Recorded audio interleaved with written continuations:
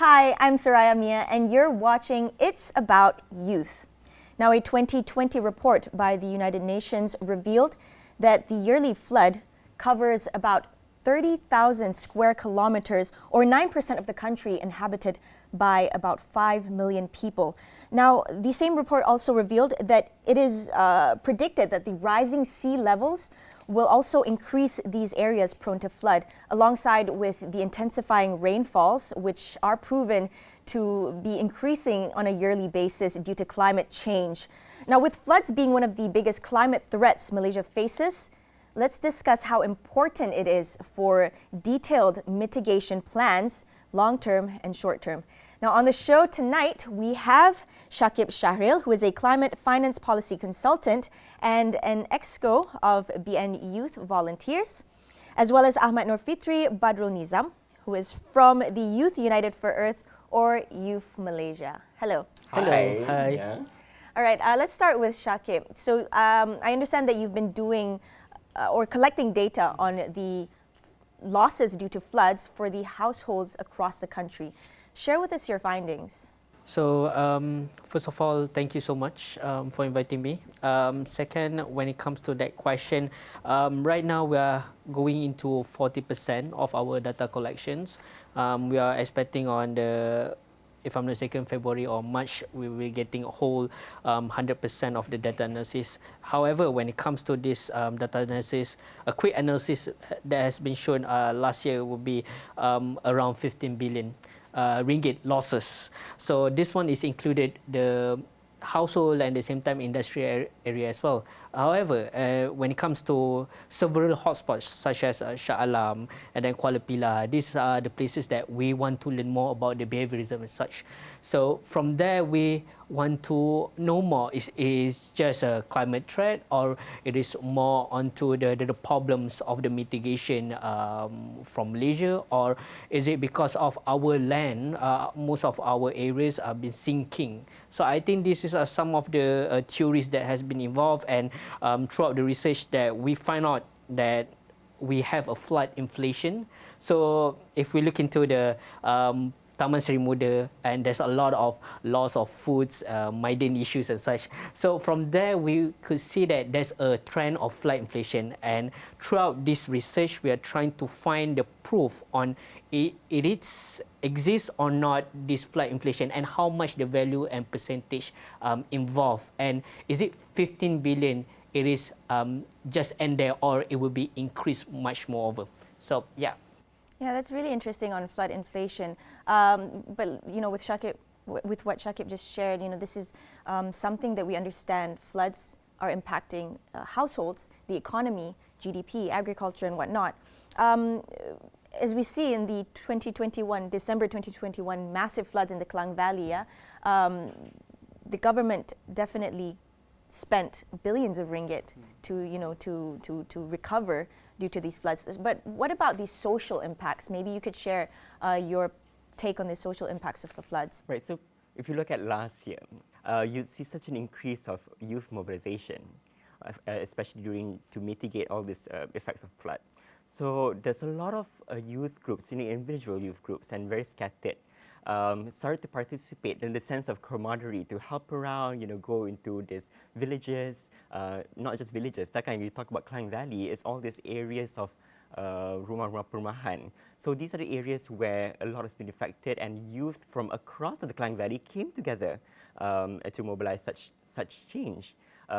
In helping to clean up, and they had to churn out their own money. The sense of volunteerism is such a respectable cause for the youth last year. But nevertheless, despite all the happiness of sharing this togetherness, a lot of fall on and frown faces because people are saddened.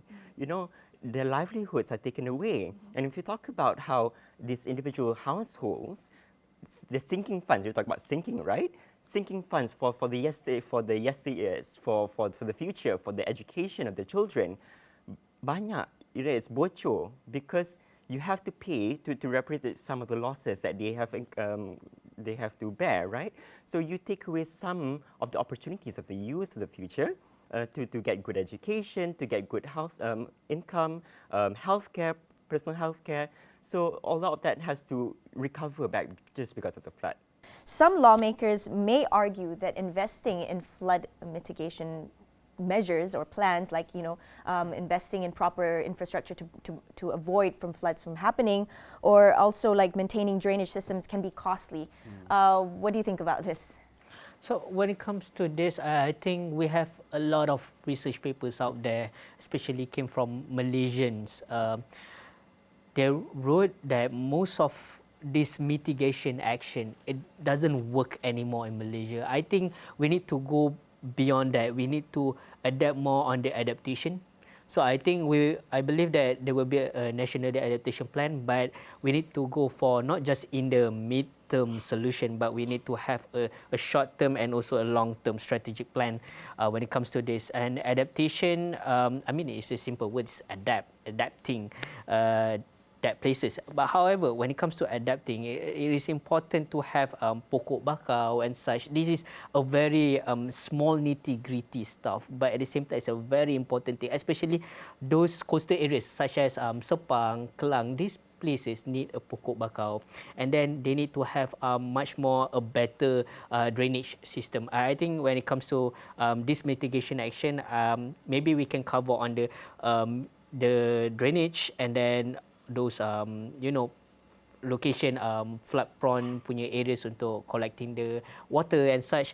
I think this one we need to have a strategic water catchment areas park. Like if we look into a Chulalongkorn in Bangkok. Bangkok is one of the also places, very flood prone. Yeah, very flood prone. So because of there's a Chulalongkorn Centennial Park, so it is designed not just water catchment. It can use a lot of ways on that water. At the same time, over there, you can increase the social mobility, you can increase your mental health, issues and such. So there's a lot of ways to do that.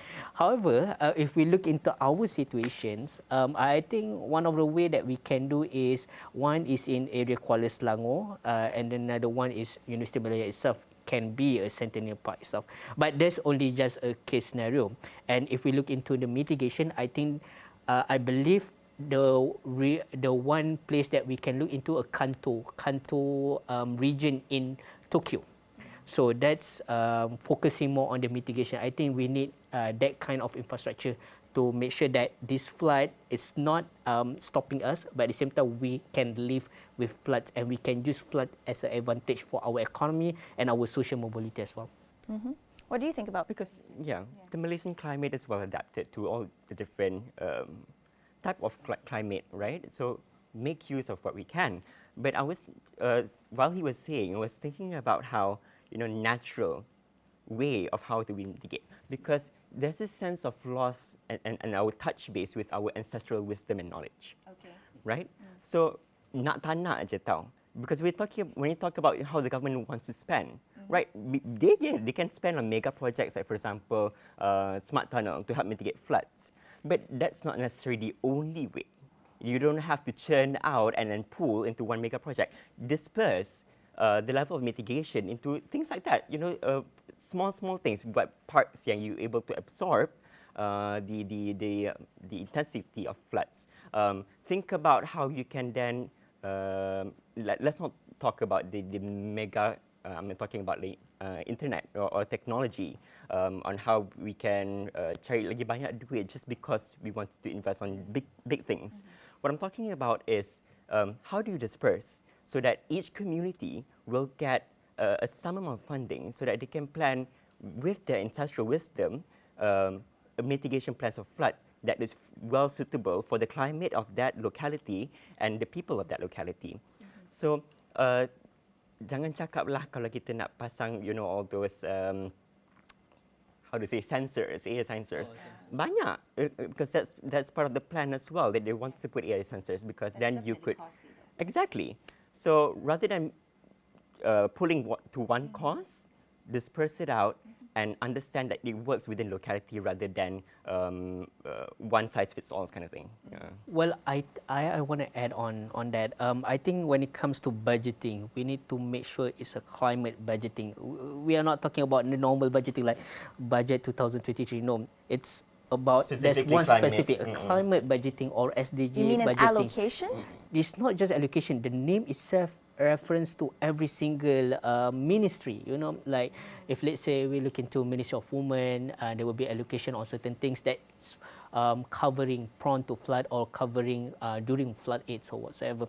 So from there, we can look into this strategic framework that can be done into a financial outcome. And there's a lot of budgeting outlook or budgeting framework that can be done, that can be adopted from outside the country.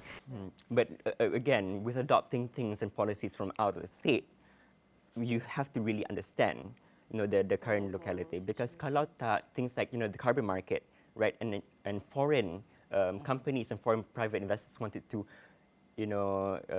invest in some of the mitigations here in Malaysia, but without regarding how the locals act and how the locals, interact within those sort of mitigations that they plan, then it will not fit. And at the end of the day, it's a lost investment. Yeah, I understand. And also, with what both of you have just shared, it seems like there are many solutions that we can actually sort of tackle the issue of floods in the country. And I feel like perhaps more communication and more climate think tanks should be involved in these plans, as you mentioned, budgeting. You wanted to add on? So I want to add on when it comes to all this investment and such. I think this is the part where Ministry of Finance need to put some sort of, I'm talking more about framework, but at the same time, this is a strategic plan on how to regulate all these changes. If we believe that a carbon market that can ruin on certain environmental issues, environmental pillars, I think this is the part where we need to have not just a strict regulation, but at the same time, much more inclusive communication. Communication is always the key. I think when it comes to create a policy, first thing first, policy, communication, and then framework, and then at the same time, finance. Finance is always important. Communication is key. Now we're going to take a short break. Stay tuned for more.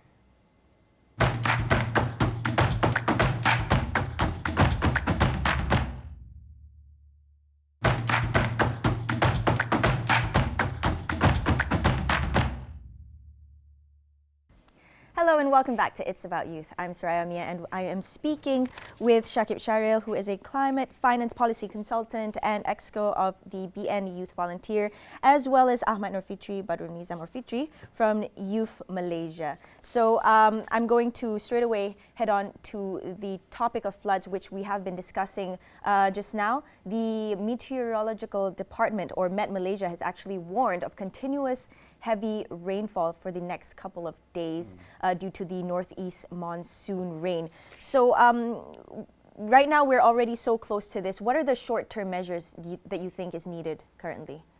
Any of you? Well, I think first thing first, we need to declare that Malaysia is no longer a country that is prone to floods, but we need to act as Malaysia as a loss and damage country. So the reason why loss and damage is because we have lost a lot of things. We have damages, through the not just prawns, through this, Malaysian disaster, such as landslides, floods, and such, is affecting every single, not just social impacts. It involves economic outlook as well. So I think when it comes to that, we need to address that. Is Malaysia is a loss and damage country, and from there, I think we can go for much more on tackling not severe but critical issues such as a short-term plan. Maybe we can think of how to do the inter-resettlement plan. Some of the places are no longer available to live anymore, such as Taman Sri Muda. Taman Sri Muda, I believe, in my opinion, it's no longer safe to, live over there. So you need. Can you imagine being a resident in Taman Sri Muda and the December 2021 so floods? I think they need to resettle, but at the same time, we need to have an action plan. I think by Selangor government or maybe a federal government to have this thing. And I think not just Taman Sri Muda. I think there's a lot of places. One of it is in Segamat. This is one of the closest to my heart as well. These prawn cases. And when it comes to resettlement, I think we need to have a financing as well. So we need to have a certain allocation. We need to have an action plan working national and international to grab all those funds and then funding a special program within the budget itself. So I think when it comes to environmental ministry, they always have the least money to get on the budget. So I think, yes. So I think it is a right time for us, since we have VCM, we have a JCM, which is JIM, Joint Implementation Mechanism, can be done to restructure back again the financing and such within the short-term period. I think we can done it within 3 to 5 years. It takes willpower. I'm not talking just about finance. Kalau kita duk cakap kan, kalau kita tak nak buat, tak buat juga.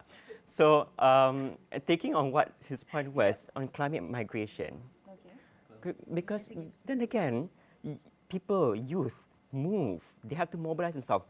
They have to, rather than working on the local businesses and economy, then they have to look elsewhere. That's much more safe, much more secure, and where else to look for in the big city, right? So pemindahan ataupun what we call in climate migration, right? It tips off the balance of the rural economy. Moving is not the answer, right? Because we need to adopt back and adapt to the climates, because in the rural areas they already have generational knowledge well enough to sort of live with the climate that they're facing for years and years. It's just that when youth, so younger generations started moving out, you know, there's this disconnection between the older generation to the younger generation and how they can survive, because we as human beings know how to survive. We need to pass down that knowledge. So when youth move and look out elsewhere for answers, so you sort of cut it out, you know. It's gonna happen too. Exactly. Yeah, and that actually brings me right to my next point, you know, about the more vulnerable communities. Yes, yeah, exactly. we tend to forget that climate disasters or disasters can impact the vulnerable groups even more than others. So when I talk about vulnerable groups, of course I talk about, you know, poverty and, you know, heading towards poverty. The, poverty is actually associated with, you know, poor dietary habits, as well as higher risk of chronic diseases, right? So there are still a lot of pockets of poverty, especially in the rural areas, right? So how do we actually, you know, engage or manage or prepare this part of the country, these groups, to perhaps better prepare for, you know, flood-prone diseases that can actually turn into epidemics? Messaging, right? So there's a sense of urgency, whether or not the people understand that they are living in very vulnerable areas and with vulnerable communities. So bedridden uncles, so imagine last year punya cerita kan, you have bedridden uncles who had to wait because their children are far off. You have the OKUs who need wheelchairs, but then to mobilize during boats to evacuation centers, you know how difficult those parts were. So vulnerable communities had it worse, right? And there's a proper messaging within the local community to address things like community mapping. Where is the safest area for you to evacuate when it happens? Whether there's an alarm sound, you know, if contoh air dah naik, you know, the water started to rise. So where can they go to? Do they have, you know, emergency bags, you know, emergency stuff ready when they have to evacuate?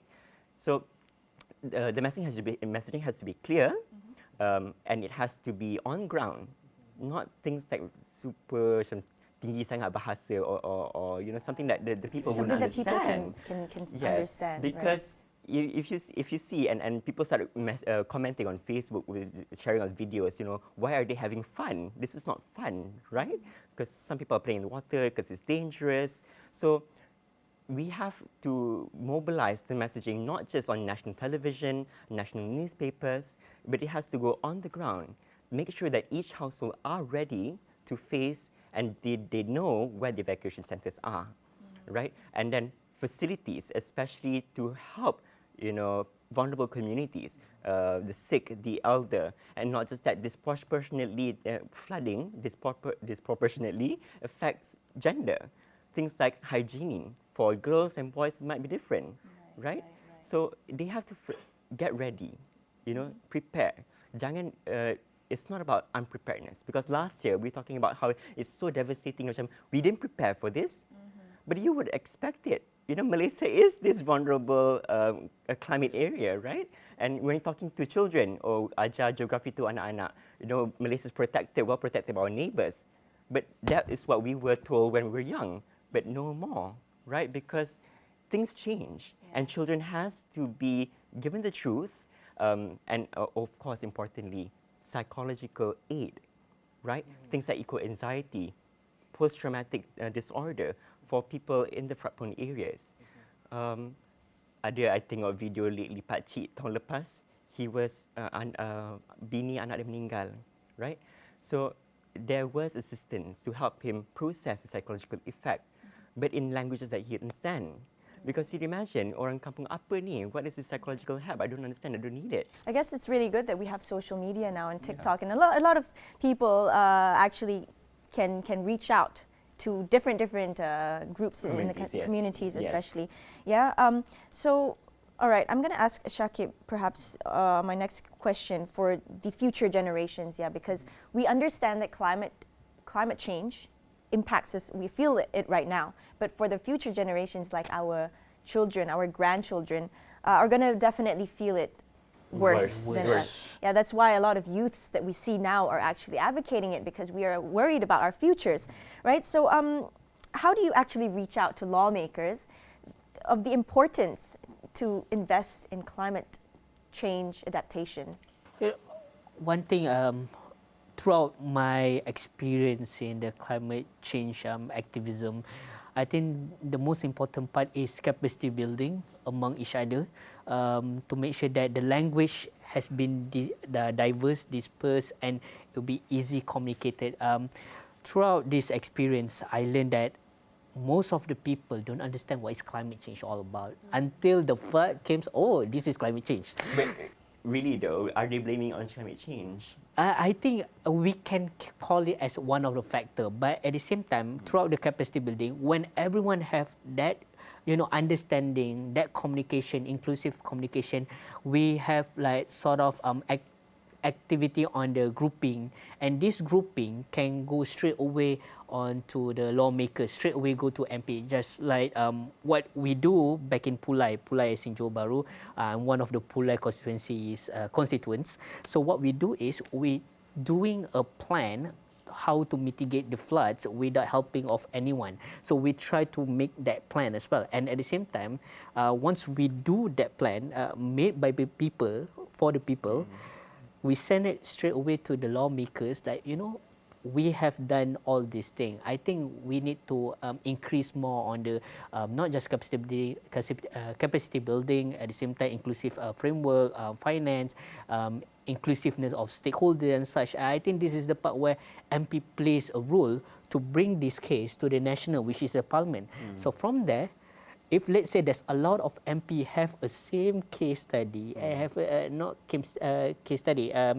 a same problem, and then the people itself has been creating all these things in parliament, we can came up with one framework, one policy, or maybe there's a lot of policies. It can be done from a bottom up to up down process. So I think it's a very circular process as well. So I think from there we can see there will be a lot of covering a lot of process and covering a lot of things that can be done in the future.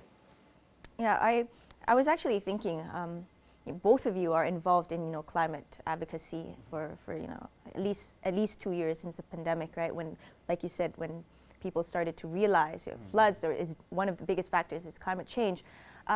So this is out of curiosity, right? Like, what's your experience like being involved among many young Malaysians, or if you're involved in international, youths in climate advocacy? So we're talking about participation of youth, because things like inclusivity is what youth, us at youth, sort of champion. We want to welcome everybody, anybody who's interested, anybody who wants to know more, anybody who wants to contribute, right? So we celebrate skills, any skill sets, anything that you're particularly good at. So if you want to sing about the climate, if you want to draw about the climate, if you want to do sports about the climate, go ahead, But you're talking about genuineness, Yeah. right? I think the good foundation is to understand the philosophy of why do we participate in this movement. Then it would be there for the long run, right? I had that sort of internal turmoil back in a few years back that made me sort of reconsider what are my life's purposes and values, you know? So those are the things that I would like to share with younger generations. Purpose-driven. Yes, exactly. What is your purpose? And fit that with what you can do. It's not about you going into STEM, because semua orang boleh pergi masuk STEM. And not everybody can hug trees or go hiking. But, you know, think about the things that you can do, and that makes it worthwhile, and you want to continue the fight more and more. Yeah, I absolutely love that answer. Actually, it will answer many of the questions out there, perhaps by the older generations that are curious, you know, why are we so passionate about this? But yeah, that's all for the episode today. Thanks once again for joining us, and we'll see you on the next episode of It's About Youth.